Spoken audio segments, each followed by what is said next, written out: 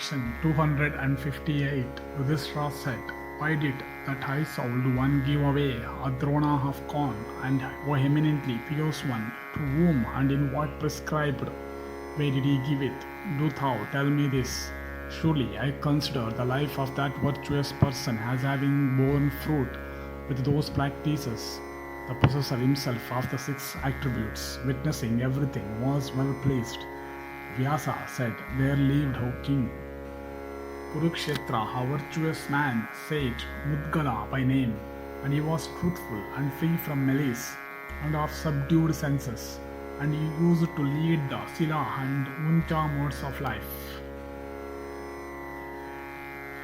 And although living like a pigeon, yet at one of mighty austerities entertained his guests, celebrated the sacrifice called Istikrita, and performed other rites.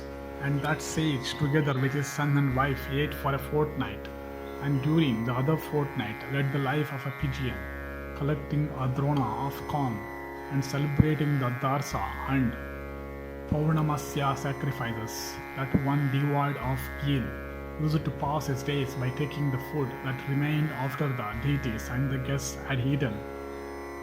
And on auspicious lunar days, that lord of the three worlds, Indra himself, accompanied by the celestials, used, O mighty monarch, to partake of the food offered at his sacrifice. And that one, having adopted the life of a Muni, with a cheerful heart entertained his guests also with food on such days. And as that high-souled one distributed his food with alacrity, the remainder of the drona of corn increased as soon as the guest appeared. And by virtue of the pure spirit in which the sage gave away, that food of his increased so much that hundreds upon hundreds of learned Brahmanas were fed with it. And O king, it came to pass that having heard of the virtuous Mudgala, observant of vows, the Muni Durvasa, having space alone for his covering, his accoutrements worn like that of maniac, and his head bare of hair, come there, uttering, O Pandava, various insulting words, and having arrived there, that best of Munis said unto the Brahmanas, "Know thou, O foremost of Brahmanas, that I have come hither seeking for food." Thereupon Mudgala said unto the sage, "Thou art welcome."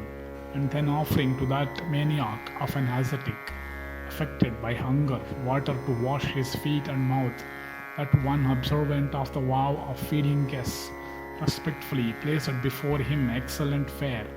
Affected by hunger, the frantic rishi completely exhausted the food that had been offered unto him. Thereupon Mudgala furnished him again with food.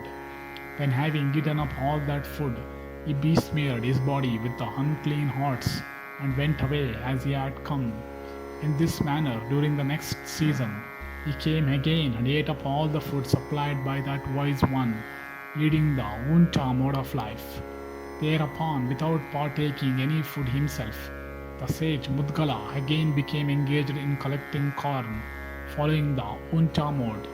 Hunger could not disturb his equanimity, nor could hunger, nor guile, nor a sense of degradation, nor agitation enter into the heart of that best of the Brahmanas, leading the Uncha mode of life along with his son and his wife. In this way, Durvasa, having made up his mind during successive seasons, presented himself for 6 several times before that best of sages, living according to the Uncha mode. Yet that Muni could not perceive any agitation in Mudgala's heart, and he found the pure heart of the pure-souled ascetic always pure. Thereupon, well pleased, the sage addressed Mudgala, saying, "There is not another guileless and charitable being like thee on earth. The pangs of hunger drive away to a distance the sense of righteousness and deprive people of all patience. The tongue, loving delicacies, attracteth men towards them. Life is sustained by food. The mind, moreover, is fickle, and it is hard to keep it in subjection. The concentration of the mind and of the senses surely constitutes ascetic austerities. It must be hard to renounce in a pure spirit a thing earned by pains. Yet, O pious one, all this hath been duly achieved by thee, In thy company we feel obliged and gratified.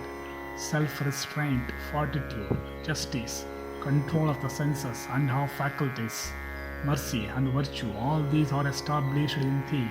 Thou hast by the deeds conquered the different worlds, and have thereby obtained admission into paths of beatitude. And even the dwellers of heaven are proclaiming thy mighty deeds of charity. O thou observant of vows, thou shalt go to heaven even in thine own body. Whilst the Muni Durvasa was speaking thus, a celestial messenger appeared before Mudgala upon a car yoked with swans and cranes, hung with a neat work of bells, scented with a divine fragrance, painted picturesquely, and possessed of the power of going everywhere at will. And he addressed the Brahmana sage, saying, O sage, do thou ascend into this chariot, earned by thy acts. Thou hast attained the fruit of thy asceticism. As the messenger of the gods was speaking thus, the sage told him, O divine messenger, I desire that thou mayest describe unto me the attributes of those that reside there. What are their austerities and what their purposes? And O messenger of the gods, what constitutes happiness in heaven, and what are the disadvantages thereof? It is declared by virtuous men of good lineage that friendship with pious people is contradicted by only walking with them 7 paces. O Lord, in the name of that friendship I ask thee, do thou without hesitation tell me the truth, and that which is good for me now, having heard thee, I shall according to thy words ascertain the course I ought to follow. Thus endeth section 258 in the Ghosha-yatra Parva of the Vana Parva.